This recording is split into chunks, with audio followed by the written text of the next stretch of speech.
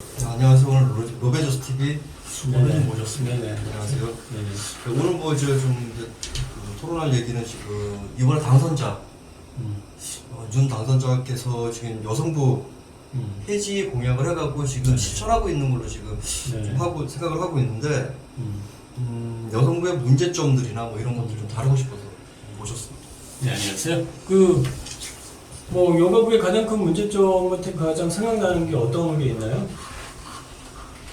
예산 사용처에 대해서 어마어마한 예산을 지금 2022년도 예산만 해도 1조 4,650억 원.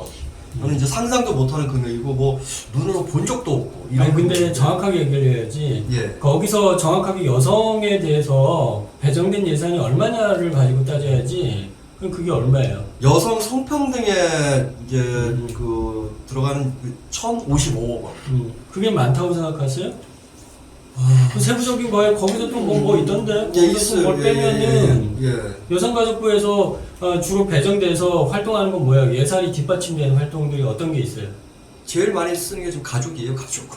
아니, 그러니까 아니, 여성가족부의 가족 예산이 1조 원이라는 얘기는 그건 당연히 빠지는 거고. 그러니까 여성가족부에서 예산이 뒷받침돼서 하는 주된 활동이 뭐가 있냐는 걸 제가 물어보는 거예요. 한 가족, 한 부모.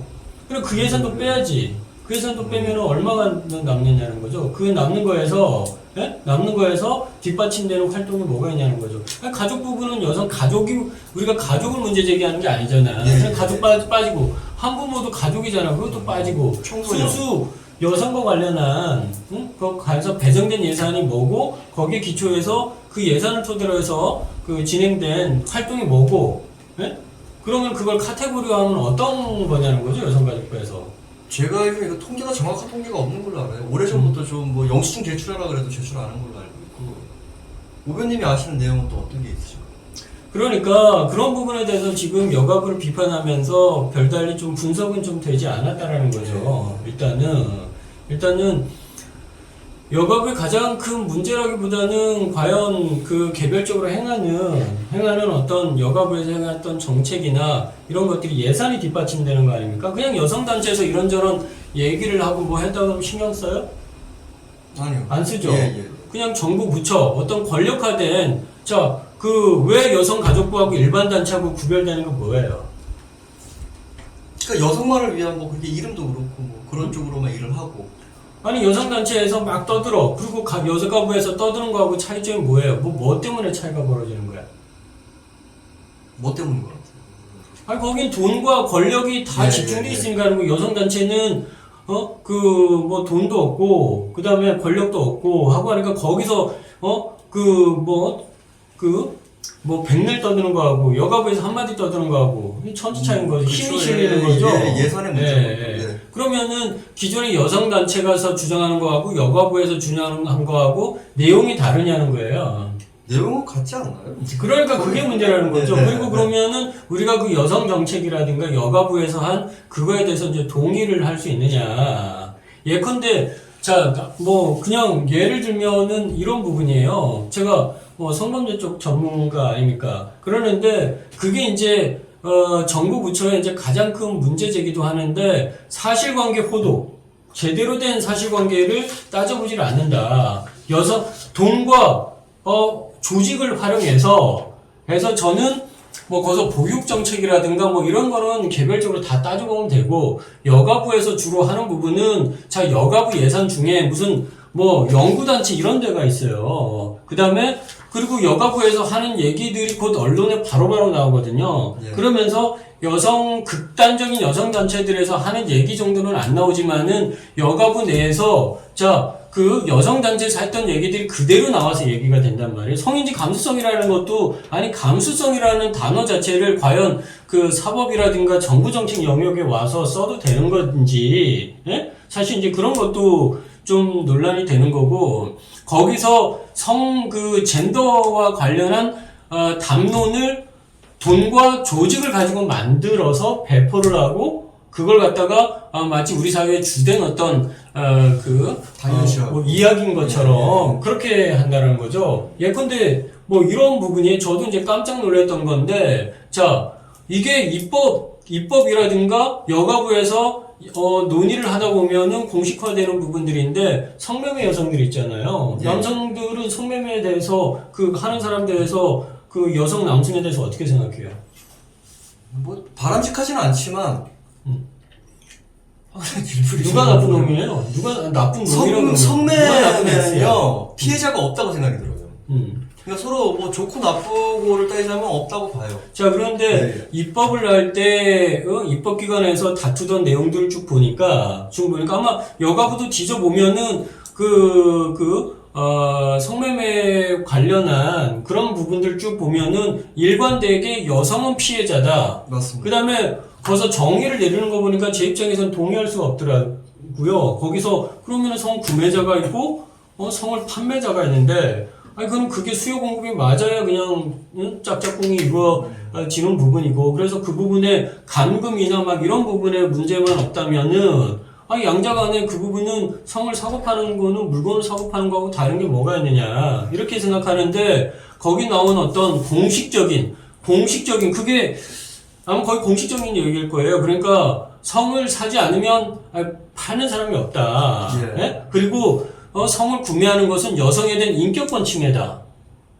그러면서 성매매에 있어서 여성은 성매매 피해자라. 이렇게 논리 구성을 한단 말이에요.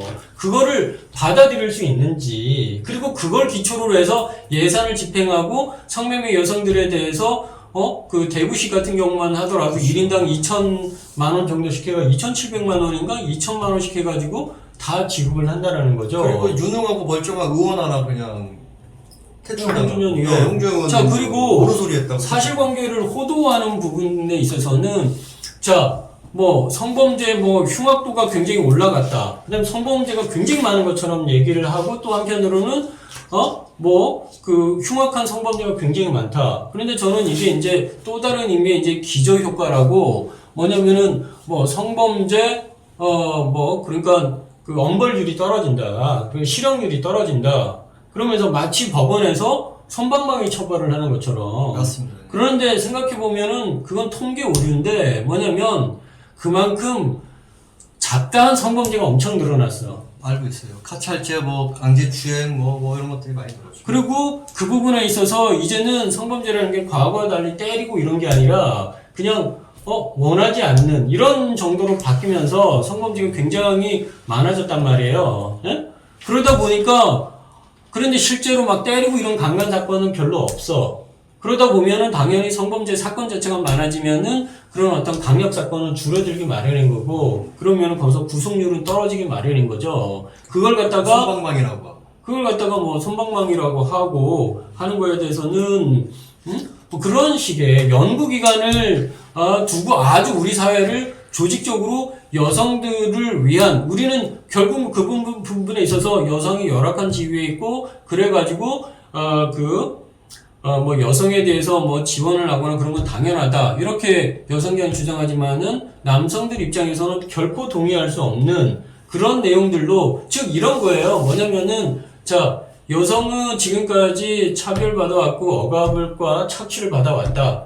인류의 역사는 남성에 의한 여성 착취 지배의 역사이다. 아마 그 여성계나 그 다음에 여가부도 아마 이런 부분에 대해서 고상하게만 펼 뿐이지 동의를 할 거예요. 그 다음에 현재도 여성이 굉장한 열악한 위치에 있다. 예를 들어보죠. 우리 지난번에 찍었던 그 여가부의 여가부 공무원이나 여가부의 현실 인식이 과연 정당한 거냐. 그때 전여성이가 뭐라 그랬어요? 오늘도 무사히 집에 들어가는 경우. 그게 여가부라는 거예요. 맞습니다. 정확한 표현이시죠. 그러니까 여가부는 헤드 역할을 하는 곳이야. 예? 통계, 그 다음에 연구, 이런 식의 또 예산 배분, 이런 헤드 역할을 하는 거죠. 거기서 여성계의 어떤 돈이라든가 조직이 뒷받침된 권력화된 담론이라든가 우리 사회 주도하는 여론이 거기서 나오는 거죠. 이번에 같은 뉴스 틀면은 지금 윤석열 당선자가 지금 계속 여성부 그 내용이 많이 나오고 하고 있는데 여성부가 지금 생긴 지 20년 넘으면서 업적이 하나 있더라고요. 호주제 폐지. 호주제 폐지나 낙태죄 폐지 이런 거는 어떻게 보면 시대적으로 그냥 당연한 부분이에요. 그건 그냥 가만히 있어도 물론 활동하시는 분들이 있으니까 네. 예? 하지만은, 자, 그 다음에, 뭐, 이런 부분들. 2020년 남성 평균 임금 대비 여성 평균 임금이 67.7%다. 이런 얘기 하는데, 이게 차별이냐. 여성계에서 이런 걸 자료를 가지고서 100%를 뭐 해야 된다. 그러는데, 자, 저는 여기에서 굉장한 함정들이 많다 생각해요. 이거를 굉장히 다 따져봐야 되거든요. 여성들이 이 출산 양육, 우리는 출산 양육 부분에 있어가지고, 그 부분에 있어가지고, 우리도, 그럼 여성들이 똑같이 나가서, 뭐 애는 누가 키우냐, 뭐 똑같이 키우고 해야 된다라고 우리도 주장을 해. 예, 그런데 이 문제는, 자, 출산하고 양육하는 문제가 있다 보니까 사회 나가서 경력 단절이 되고, 그러면은 어떤 일을 할 때 과연 똑같은 남녀가 입사해 똑같은 일을 해. 그런데 월급을 달리 줄까요? 그건 아니겠죠. 네? 아니죠.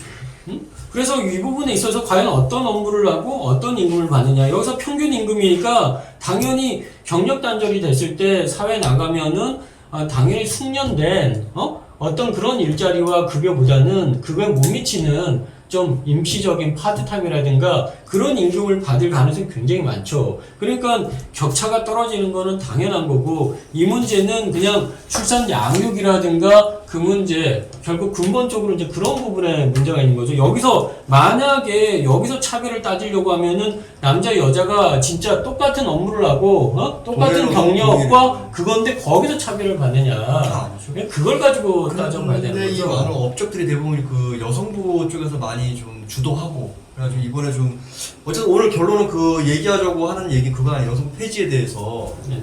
지금 윤 당선자가 지금 이제 실행을 하려고 그러는데 어떻게 생각하시냐고 이 아니, 모든 업적을 지금까지 말씀하신 것 같아요. 저는 당연히 폐지돼야 된다고 생각합니다. 그러니까 권력화된 젠더다. 예. 네? 그러면 권력이라는 건 뭐예요? 계속 권력을 유지하고 강화하려는 게 권력의 맞습니다. 특성이에요. 그래서 여가부에서 하는 담론들이 자 침묵의 나선 이론이라는 게 있어요. 그러니까 어쨌든 우리가 얘기하기가 무서워서 얘기를 제대로 못할 뿐이지 여가부에서 하는 여러 가지 행태라든가 그 다음에 하는 담론들 이런 부분들에 대해서 우리 사회의 불만 남성뿐만 아니라 많은 사람들의 어떤 그 불만을 좀 폭주하는 거 아니냐. 예. 이번에 좀 어떻게 성공할 수 있을까요? 뭐 공약을 냈고 국민의힘 쪽에서 이대남이라고 한 20대 30대 남성들 예, 지지를 예. 받고 있고 어떤 형태로든 폐지는 하겠죠. 저부터도 지금 응원하고 있는데 예전에 그 이명박 전 대통령이 일 폐지를 하려고 그랬는데 실패를 했어요. 그 원인은 뭐라고 생각하세요? 그때와 지금의 차이점은 뭐라고 생각하세요? 그때와 지금의 차이점은 카운터 세력이라고 해야 되나? 쉽게 좀 표현해 주시면. 대항마가 있는 거죠. 예? 거기에 대해서 정반 합의나 마찬가지인 거죠. 자연스러운 흐름이라고 봐요. 지금. 거기에 대해서 지금 20대, 30대, 40대, 10대의 남성들이 그 부분에 대해서 반론을 제기하는 거죠. 과장돼 있다. 지금은 그렇죠. 네네. 그럼 이명박 전 대통령이 있던 시절에는 그게 안 됐다는 건가요? 안 됐죠. 맞는 네. 말씀 같아요. 네. 저도 이번에 그리고 또 지금의 정권이 너무 페미니스트적으로 나가는 바람에 좀 약간 좀 굵직하게 커간 것도 있다고 생각해요. 자, 이제 사실 어떻게 보면은 그쪽에서 얘기하는 거에 대해서 안티 담론이라고 해야 되나? 젠더리스라고도 표현을 하는데 예. 그냥 남성의 시각 또는 뭐 그냥 그 여성만의 시각이 아니라 다양한 시각에서 한번 좀 얘기를 좀 나눠볼 필요가 있는 것 같습니다. 어쨌든 이번에는 좀 성공하리라고 저도 좀뭐 굳게 믿고 있습니다. 뭐 이명박 전 대통령 있었던 시절에는 좀 많이. 아니 저는 솔직히 그랬으면 좋겠어. 이런 얘기는 원래 나가서 못하는 얘기인데 그냥 이 문제는 영원히 해결이 안 돼요. 예. 왜 해결이 안 되냐? 네? 자, 그 교육 쪽에서는 남녀 평등해요, 안 해요? 적어도 평등 중고등학교, 대학교에서 공부하는 다 거는 평등하죠. 여성이 공부 더 잘하잖아요. 좀 그렇게 생각하지 않아요. 근데 아니 그 평등으로 시험 보면 여성들이 더 잘하잖아. 그 얘기 들었어요. 네, 잘하잖아. 그러면은 같이 공부해서 시험 보고 하는 데는 차이가 있을 수 있어요? 아니요. 네. 네. 그러면은 자 직종에서 남자들 힘쓰는 직종 뭐 있어요? 뭐 현장직, 뭐 택배, 뭐 택배도 있을 수 있고 뭐 뭐 공사업 같은 것들이 있죠. 그렇죠. 남성들이 좀 청소. 힘쓸 수 있는 네. 부분이 있고, 예? 있는데 그걸 제외하고, 그럼 나머지 부분들에 있어서는 남자, 여자가 공인중개사다. 예? 뭐 이런 거 남녀 간의 차이가 있을 수 있어요? 차이는 없다고 생각하지만 의외로 지금 공인중개사 쪽에서 좀 주로 활동하시는 분들이 여성분들이 또 주로 하시는 분들이 많아요. 또 선방하시는 분들도 많고. 그러니까. 그래서 남자의 그 장점은 뭐예요? 뭐 힘을 쓰고 힘. 활동력 뭐 이런 거. 여성의 핸디캡은 뭐예요? 뭐가 있을까요? 상냥함? 출산 양육이죠. 그 다음에 물리적 힘에 대한 그 부분이고, 남자는 또 그렇죠. 우리나라 남자는 또 군대 간다라는 게 또 핸디캡인 핸디캡이 될 거고. 수가 있고요.